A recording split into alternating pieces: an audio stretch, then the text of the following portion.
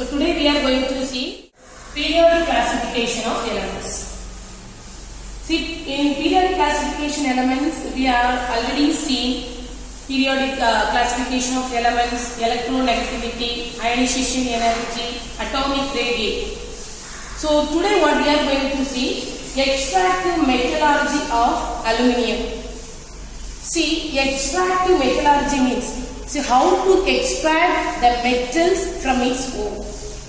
See, aluminium is a metal which is present most abundant in our earth crust.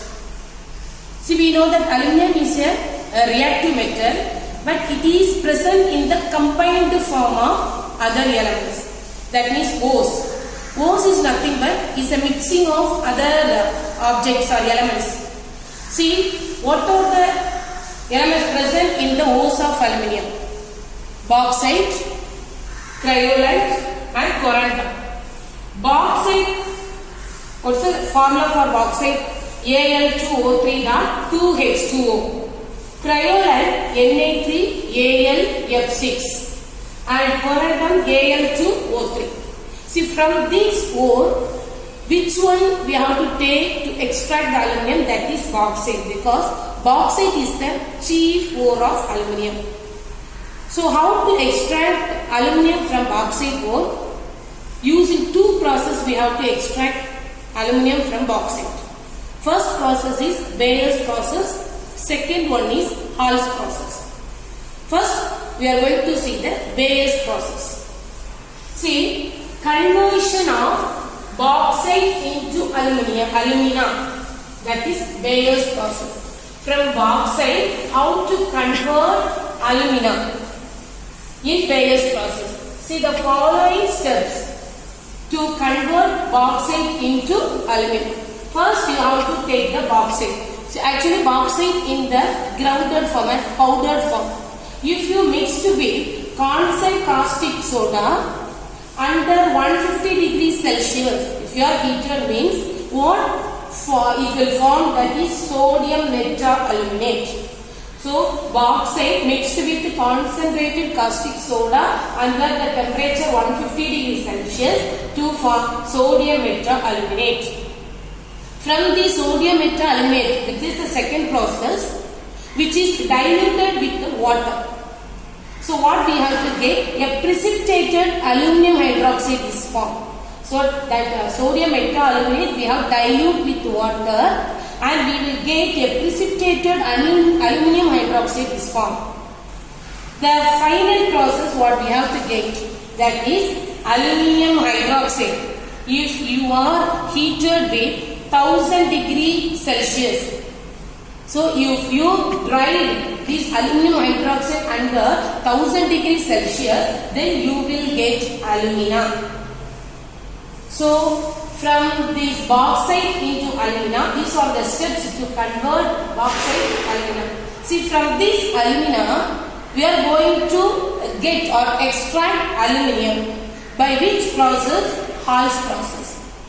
So what process we are going to do to convert aluminium from alumina is, that is electrolytic reduction of alumina. So electrolytic reduction means in the presence of electricity, how to extract aluminium from alumina. So see, electrolyte in the presence of electricity means we have two plates of anode and cathode. If you are seeing this Hall's process, this is the steel shell, that is iron tank linked with a graphite. Graphite means this one, otherwise carbon dot. So this iron tank is linked with this graphite. That is the process. And inside this iron tank, what you have to take? That is aluminum. So alumina, if you are taking inside the iron tank, if you applying the electricity into this carbon cathode or iron tank, what you will get? That molten is solid aluminum is precipitated on the cathode and oxygen is liberated to the anode. See, from this process we have to get the molten solid aluminum we had got from this process. See, if you are seeing the explanation of this process, cathode means iron linked with graphite. Graphite is nothing but that is carbon. And in anode, a bunch of graphite rods suspended in molten electrolyte. So, bunch of graphite rod means if you are seeing here these Hall's process, this is the bunch of what is that graphite rods. So, third part electrolyte. Electrolyte means inside the item what we have take pure alumina, molten cryolite and fluorspar. See, in which temperature you have to heat in this process, that is 900 to 950 degrees Celsius. And how much electricity you have applied, that voltage is 5 to 6 volt. So, using this process, what reaction or what product we have to get from alumina? We have to get aluminium and oxygen. So, aluminium is deposited on cathode and oxygen is liberated at anode. See, this oxygen is reacted with graphite, that means carbon. What we have to get? Carbon dioxide. So, in Hall's process, finally we got the aluminium metal. So, these reactions, first cathode and anode electrolytic process, then we have to give the temperature and voltage. Finally, we got the extractive. Finally, we got the pure metal of aluminium. See how that aluminium will looks like, and physically how it looks like. So that is the next topic, physical properties of aluminium. See, if you are seeing the physical property, first it is silvery white metal. Silvery white metal means this color, it looks silver color, silver white metal color, and it has low density and it is light metal. So aluminium has the low density and light metal. And the third property is malleable and ductile. Malleable means easily we have to change into another shape. So aluminum metal we have to change into another shape. Ductile means we have to change that aluminum into some other product like wires or some other product which is prepared from aluminum, that is ductile. So malleable and ductile, and it is also the good conductors of heat and electricity. So, these aluminium is a good conductors of heat and electricity. See, what is the melting point of aluminium is that maximum is 660 degrees Celsius. So, 660 degrees Celsius, that is the melting point of aluminium. And also it is a shiny, attractive appearance. So, these are all the physical properties of aluminium. First, silvery white metal. Second, it has low density. Third, malleable and ductile properties, and good conductors of heat and electricity, and melting point of aluminium is 660 degrees Celsius, and this aluminium is shiny, attractive appearance. So we have seen the physical properties of aluminium. Now we are going to see the chemical properties of aluminium. See, chemical properties means aluminium goes on with very few reactions with some other element or some other product. See, first one, reaction with air. Aluminium reacted with under the temperature of 800 degrees Celsius. What we have to get? Aluminium oxide. See, if this aluminium is reacted with air, means oxygen or nitrogen, what product we will get? That is oxide and nitrate. So, if aluminium is reacted with oxygen, we will get aluminium oxide. Otherwise, aluminium reacted with nitrogen, we will get aluminium nitrate. So, this is the reaction of aluminium with air. Second chemical property is reaction with water. See, directly aluminium is not reacted with water. But here what we have to do, aluminium is reacted with steam. So, steam we have to apply this aluminium. What we have to get? Aluminium oxide plus the liberation of hydrogen. So, reaction with water means what? It will be liberated, that is hydrogen. So, from this reaction, hydrogen is liberated. And the third chemical properties of aluminium, that is a reaction with alkalis. Alkalis means base. So, base. see how that aluminum is reacted with alkalis. Here we have placed it mixed with sodium hydroxide. So aluminum react with sodium hydroxide. Under the presence of water, we will get sodium meta-aluminate and the liberation of hydrogen. So alkalis means that is alkali or base. Presence of sodium hydroxide. What we will get? Sodium meta-aluminate and hydrogen gas. And these reaction with acid, if you are going to see, before we have seen the base, here acid. See, aluminum has reacted with hydrochloric acid and sulfuric acid, but it should not reacted with nitric acid. If it is reacted with dilute sulfuric acid, aluminum is reacted with dilute sulfuric acid means what we have to get? Hydrogen gas, hydrogen. If this aluminum is reacted with concentrated sulfuric acid, what we have to get? That is sulfur dioxide. See here, this aluminum is reacted with hydrochloric acid. We will get aluminum chloride in the presence of hydrogen gas. So these are the reactions of acid. So the acid in the presence of acid means only aluminum reacted with hydrochloric acid and sulfuric acid.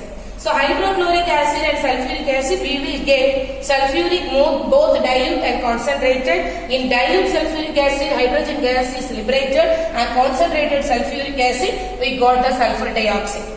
Then you go for reducing agent. See, aluminum is a best reducing agent, a good reducing agent. And this process we also called it as aluminothermic process. See, aluminothermic process means this aluminum react with iron. What we will get? Iron and aluminum oxide. So this is the reducing agent of aluminum. And finally what we are going to see, that is uses. Where we have to use the aluminum? In household utensils, that means vessels. So what are the vessels we are using in our house that is prepared from aluminum? Then we are prepared or used to create or prepared or produce the cable industry, used in the electric cable industry. And also aluminum are used to make aeroplanes and other industrial machine parts.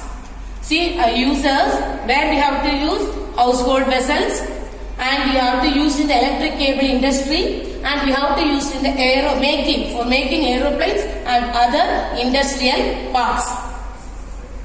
So what we have seen in this extraction of aluminum, see here, first process is conversion of bauxite into aluminum and electrolytic reduction of aluminium. From this process we got the pure aluminum. See, by using this aluminum, what are the properties, how that aluminum looks like in the physical appearance, and how it will react in the chemical properties, and finally we have seen that uses of aluminum. Metallurgy of copper. What's the other name of copper? Is cuprum. So who named this word cuprum? Roman. Because copper is mostly available in island, Cyprus island. See, copper we are not getting directly, which is in the form of other combinations of carbonates. So we have to extract the metal, pure metal copper from the other components. So what are the ores present in copper? See, copper pyrites. That formula for copper pyrites is CuFeS2. Cuprite or ruby copper, Cu2O. Copper glands, Cu2S. See, actually the copper pyrites is 76% of production of copper in all over the world. So from the copper pyrites, how we have to extract copper? See, in the following steps are 5 steps to extract the copper from copper pyrites. So if you are seeing, first step, concentration of ore. Second one, roasting. Third one, smelting. Fourth one, decimerization. And fifth one is refining. If you are seeing the concentration of ore, by using Froth flotation process, we have to separate the ore from other impurities. See how we have to separate the Froth flotation process. See, if you take the copper pyrites in an iron tank. See, inside that iron tank you have to take copper pyrites mixed with pine oil and water. So if you mixed with this ore with pine oil and water, and if you give the compressed air, then what will happen? Actually, what is the meaning of froth means is a foam formation. Foam means that the product is in the form of foam. Nurai madri. So when you take that ore in the iron tank or in a tank, this crushed ore we have to mix with pine oil and water in the tank. What we have to do, that impurities are separated and settled at the bottom of the iron tank, and that the concentration of the ore, it should be floating on the surface of the liquid, that is in the form of froth. So we have to extract, or we have to get the concentration of ore by using froth flotation process.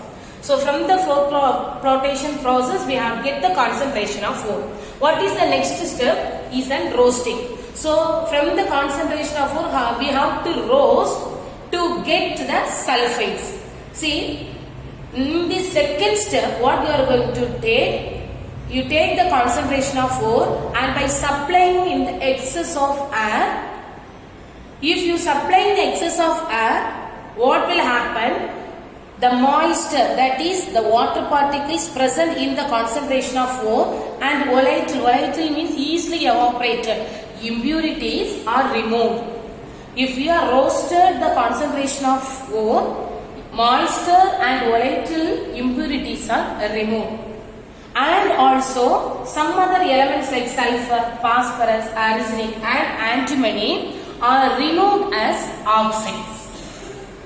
So these are all the elements are removed as oxides. So finally what you have to get from these copper pyrites, if you are applying the excess air, finally you got copper sulfate and iron sulfate in the presence of, means in the liberation of sulfur dioxide. So finally what you have to get?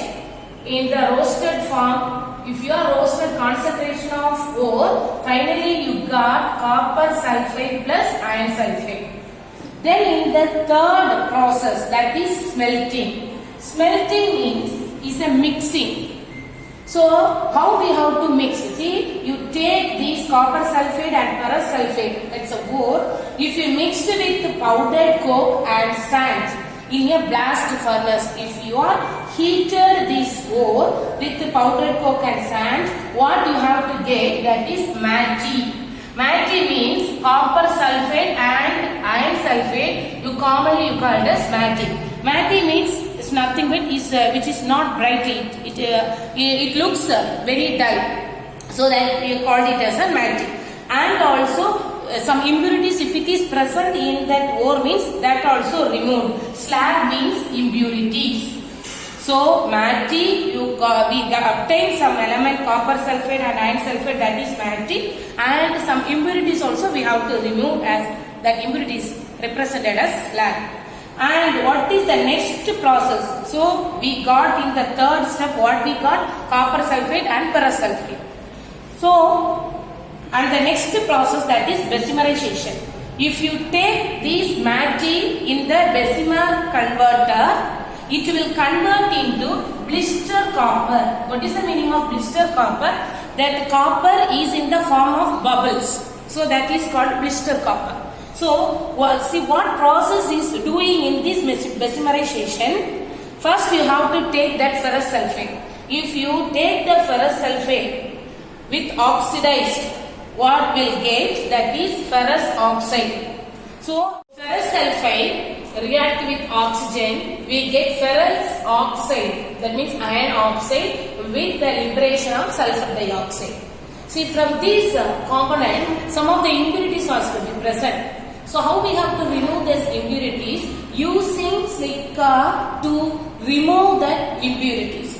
So in the second step, if you are seeing ferrous oxide combined with the silica to give iron silicate, that is first silicate, as a slag. Slag is impurities. So we have to remove. And what is the second component? The thematic component is the combined form of ferrous iron sulfate and copper sulfate. First, iron sulfate, the impurities are removed. In the copper sulfate, you have to react with the oxygen. We will get copper oxide with the liberation of sulfur dioxide. So then you have to take the copper oxide combined with against copper sulfate gives copper. Copper is not the pure form of copper, that is blister copper. Why we are mentioning the blister copper? Because this copper contains sulfur dioxide. If any component contains sulfur dioxide means it gives some bubbles form of component. So copper is in the bubbles formation. So we call it as a blister copper.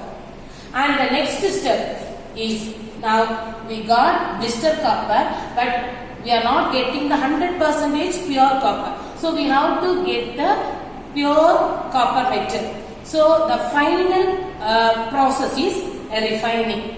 So if you take the blister copper, if you refined means by using electrolytic process. By electrolytic process, we have to refine into pure copper.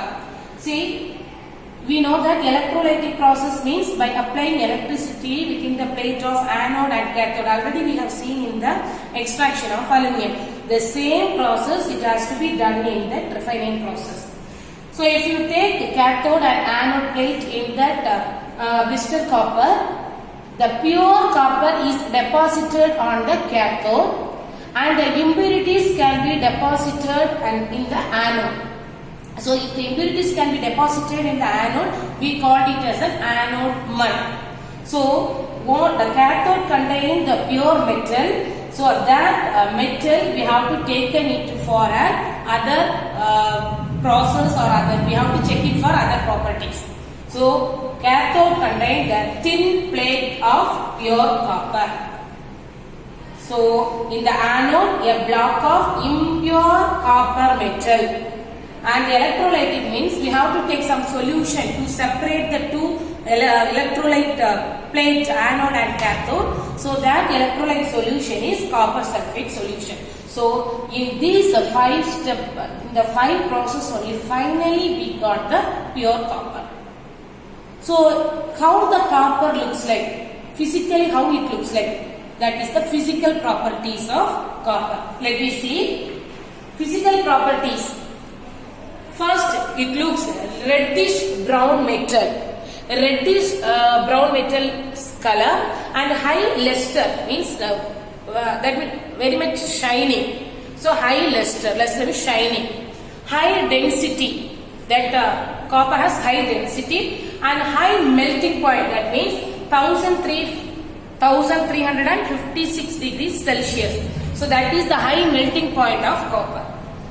Then where we have to react, see in which are the place or which are the reaction has to be taken place with the presence of copper. That is the chemical properties of copper. First action is air and moisture.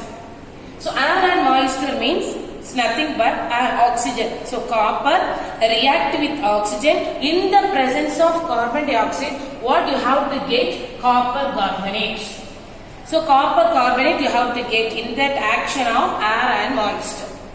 And then if you are taking action of heat, see copper you have to treat it as 2 different types of heat. One is 1370 Kelvin, below means less than 1370 degree Kelvin. If you are applying heat, then you got copper to oxide.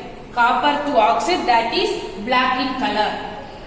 Then if you take the same copper, if you apply the heat above 1370 Kelvin, then you get, see, copper 1 oxide, that is red in color.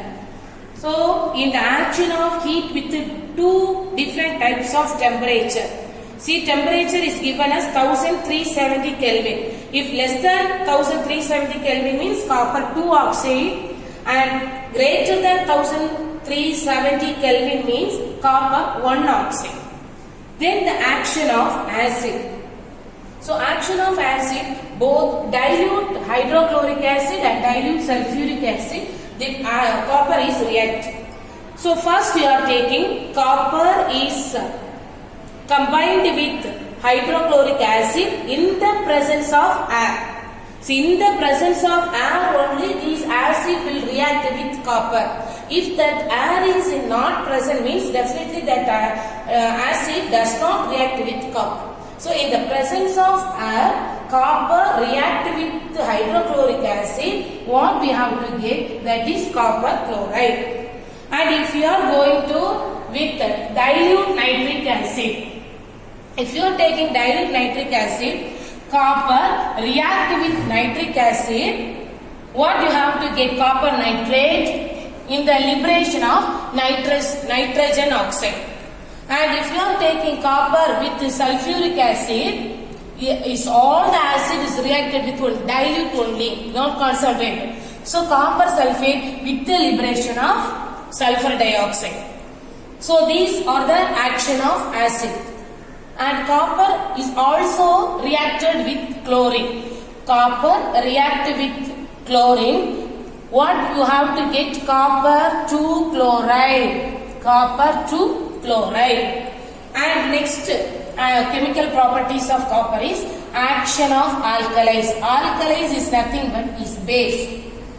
So if the copper is reacted with base, it's not reacted.